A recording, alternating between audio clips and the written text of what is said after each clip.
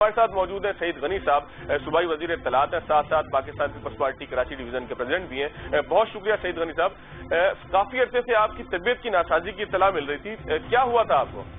अब तो काफी ठीक हूँ, मुझे डेंगू हो गया था एक्चुअली। डेंगू के हवाले से ही कराची में भी ये इत्तलात मिल रही है कि केसेस बहुत बढ़ रहे हैं। सिंध हुकूमत किस तरीके से डेंगू से निपट रही है? देखिए, ये बिल्कुल ठीक बात है आपकी कि मुल्क के दीगर इलाकों की तरह कराची में भी ये बस फैला है, और उसकी वजह ज़ाहिर है एक मखसूस किस्म का मच्छर होता है जो साफ पानी में पैदा होता है और फिर वो नुकसान पहुंचाता है। तो आगाही की मुहिम शुरू कर रहे हैं। एक आध दिन में आप देखेंगे कि टीवी चैनल्स पर भी आएंगे और लोगों को एहतियाती तदाबीर बताएंगे, क्योंकि इसका इलाज तो कोई नहीं है, एहतियात ही इसका इलाज है। और हम कोशिश करें कि ऐसी जगहें हम ना बनाएं अपने घरों में आसपास जहाँ पर ये मच्छर पैदा हो सके। तो एक ही तरीका होता है, और जहाँ जहाँ दुनिया भर में इसका काबू पाया गया उसका यही तरीका होता है कि उस मच्छर को जो उसकी जहाँ से वो पैदा होता है वो जगहें जो है ख़त्म की जाती हैं और वो मौके उसको बंद किए जाते हैं। लेकिन जब मौसम सर्द होता है तो शायद ये वैसे भी खत्म हो जाता है। चले सईद गनी साहब, सियासी गुफ्तगू की तरफ आ जाते हैं। डेंगू हो, कोरोना हो, ये तो चलते ही रहेंगे, लेकिन सियासी कोरोना जो बहुत तेजी से फैल रहा है उससे भी निपटने का काम करना पड़ेगा। सईद गनी साहब, ये बताइएगा कि वज़ीर आज़म साहब ने एक पेशकश की कराची सर्कुलर रेलवे की जो तकरीब थी उसके मौके के ऊपर, गो के वहां पर सीएम साहब को नुमाइशी तौर पे बुलाया गया, उन्होंने खिताब भी नहीं किया, जिससे अंदाजा ये होता है कि कितनी संजीदा होगी। लेकिन आप किस तरीके से इस सारी सूरत हाल को देखते हैं? पहली दफा पेशकश आई है, क्या सर्द महरी की जो बर्फ थी वो पिघलना शुरू हुई है? देखिए, हमने तो हमेशा ये कहा है कि वफाकी हुकूमत को सूबा सिंध की तरफ भी तवज्जो देनी चाहिए और वहाँ पर उनको पैसा खर्च करना चाहिए, इसलिए कि सूबा सिंध भी पाकिस्तान का हिस्सा है। अगर वहाँ किसी अपोजिशन जमात की हुकूमत है तो उसका ये मतलब नहीं है कि वहाँ के करोड़ लोगों को जो इसकी सजा दी जाए। पीपल्स पार्टी के किसी भी लीडर ने, चीफ मिनिस्टर साहब ने ये नहीं कहा होगा कि हम वफाकी हुकूमत के साथ चल नहीं सकते हैं। हमने 12 कोशिशें की हैं, लेकिन जाहिर है कि फेडरल गवर्नमेंट का रोल इसमें ज़्यादा होता है और उनको अपना किरदार ज़्यादा अदा करना पड़ता है। लेकिन बदकिस्मती से वो किरदार हमें नज़र नहीं आया, बल्कि सूबा सिंध की हुकूमत को कमज़ोर करने की कोशिशों के ऐलानात जो है बार बार आपने सुने होंगे। अच्छा, इसमें भी 2 चीज़ें बार बार सीएम साहब ने भी कही, हम भी इसका जिक्र करते हैं कि फेडरल गवर्नमेंट जो भी डेवलपमेंट के काम कर रही है पूरे मुल्क में, सूबा सिंध वो वाहिद सूबा है जहाँ पर एक सिंध इंफ्रास्ट्रक्चर डेवलपमेंट कंपनी बनाई गई है, जबकि बाकी किसी सूबे में ये नहीं है। तो इसका मतलब ये है कि आप सूबा सिंध को डिफरेंटली ट्रीट कर रहे हैं। फिर यहाँ पर जो उन्होंने अपने MNAs को डेवलपमेंट के फंड्स दिए, तासुर वो ये देते हैं कि हम इन फंड्स के देने के खिलाफ है, ये बात नहीं है।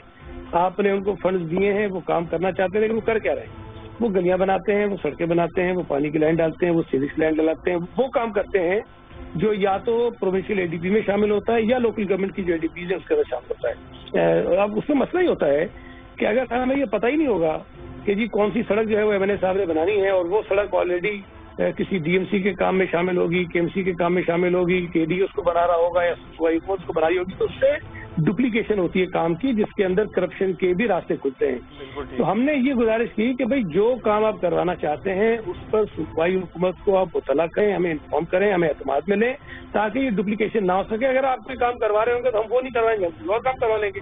लेकिन उस पर भी वो नहीं बताते हैं और पानी की लाइनें भी जबरदस्ती बिछा देते हैं और सीवेज की लाइनें भी बिछा देते हैं, जिससे पानी का जो तकसीम का निज़ाम है कराची का वो भी मुतासर होता है। और कई मौक़ों पर बहुत ऐसी सूरत हाल भी पैदा हुई जो नहीं होनी चाहिए थी, झगड़े भी होते हैं और कुछ तशवीशनाक सूरत हाल भी पैदा हो जाती है जो नहीं होनी चाहिए। तो बहरहाल ये हमारे ऐसी चीज़ें हैं जो मैं नहीं समझता कि वफाकी हुकूमत या PTI इसको अपने खिलाफ समझे।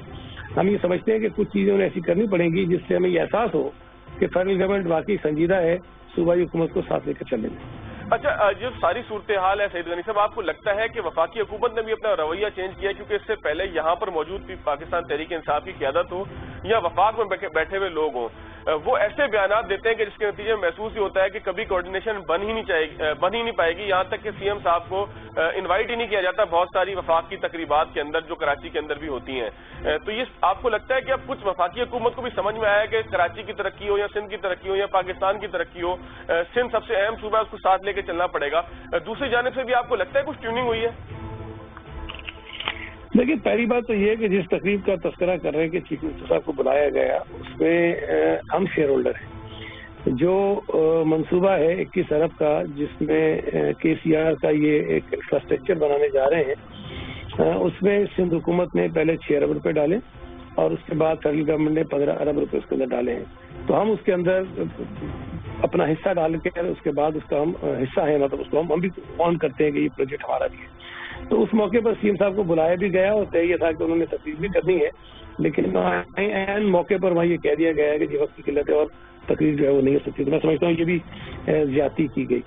جو دوسری بات آپ نے کہی کہ کوئی ٹیوننگ ہوئی ہے، تو میں یہ سمجھتا ہوں کہ انہیں شاید یہ احساس ہوا ہے تھوڑا بہت کہ بہت سارے کام وہ صوبائی حکومت کے تعاون اور مدد کے بغیر نہیں کر سکتے ہیں. تو قانونی طور پر، آئینی طور پر صوبائی حکومت کے اپنے کچھ اختیارات ہیں جس کو ہم استعمال کرتے ہیں، اور اس کے بغیر وہ ہم پر مسلط نہیں کر سکتے بہت ساری چیزیں.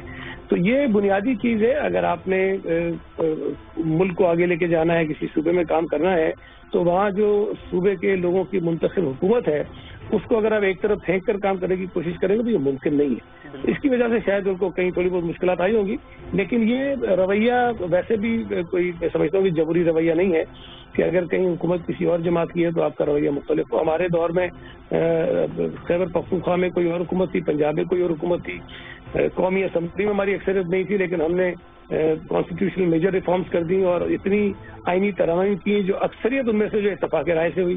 تو میں یہ سمجھتا ہوں کہ یہ رویوں پہ ڈیپینڈ کرتا ہے کہ آپ کس طرح سے چیزوں کا کرنا چاہتے ہیں. اچھا، فواد چوہدری صاحب نے اسلام آباد میں بیٹھ کے کہا کہ اسلام آباد سے بیٹھ کے کراچی کے مسائل حل نہیں ہو سکتے.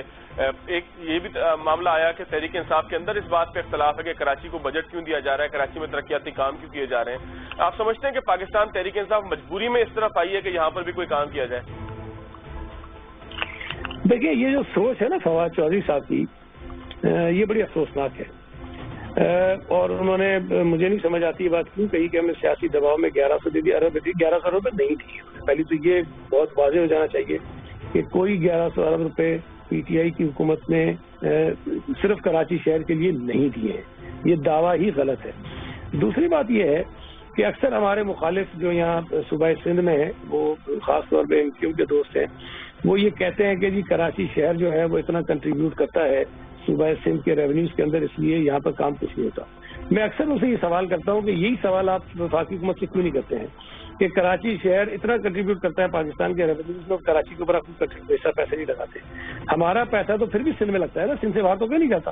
اور کراچی میں جتنا لگتا ہے میں یہ سمجھتا ہوں کہ ضرورت اس سے زیادہ ہے، لیکن ظاہر ہے کہ صوبائی حکومت کے وسائل اتنے نہیں ہیں کہ ہم کراچی کے جو میگا پروجیکٹس ہیں ہم اپنے وسائل سے پورے کر سکیں. تو فیڈرل گورنمنٹ کو یہاں لگانا چاہیے.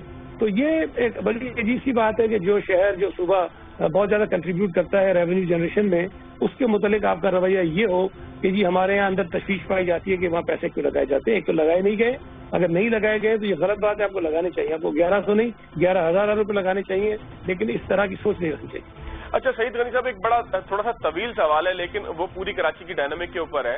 آپ خود کراچی کے بیٹے ہیں، ظاہر ہے یہیں سے آپ منتخب ہوئے ہیں. سرکولر ریلوے جو کراچی کی ہے اس کو اگر 3 حصوں میں تقسیم کیا جائے تو ایک حصہ ہے کہ جس کے اوپر ٹریک موجود ہے، وہ ٹریک پاکستان ریلوے کا ہے. ایک حصہ جو گلشن اقبال والا سارا گیلانی کے ساتھ ساتھ جو چلتا ہے، جہاں پہ سر سید یونیورسٹی کے سامنے فلائی اوور کے نیچے سے گزرتا ہے، پھر وہ چاہے پیچھے سینٹرل سے آ رہا ہو کہ جہاں پر جو ہے وہ سیما کے پاس اب ایک فلائی اوور بن گیا ہے، یہ جو آپ نے گرین لائن بس چلائی ہے، یہ ٹریک موجود ہی نہیں ہے. ایک حصہ ہو گیا. تیسرا حصہ وہ ہے کہ جس پہ ٹریک موجود ہے لیکن وہاں پہ ہو کچھ نہیں سکتا. تو سرکولر ریلوے چلے گی کدھر؟ جس کا افتتاح کر دیا گیا ہے، جس کی سنگ بنیاد رکھ دیا گیا ہے، یہ کدھر چلے گی؟ یہ خود ہی ہوا کے اندر چلا کرے گی؟ کس طرح چلے گی؟ دیکھیے، میں نے تو جب وہ تقریب ہوئی تھی اس کے بعد یا شاید اگلے دن یا پتہ نہیں اسی دن میں نے بات کی تھی کہ میں خود سمجھ نہیں پایا کہ یہ جو افتتاح کیا گیا ہے، جس چیز کا سنگ بنیاد رکھا گیا ہے، اس کا مقصد کیا ہے. اس لیے کہ 2 چیزیں آپ رکھیں ذہن میں. ایک تو سپریم کورٹ آف پاکستان کا یہ فیصلہ تھا کہ جی پرانی کے سی آر کو بحال کیا جائے، جو میں سمجھتا ہوں کہ مناسب بات نہیں ہے، وہ ممکن نہیں ہے، اور نہ ہی کراچی شہر کو اس 1964 کی کے سی آر کی ضرورت ہے.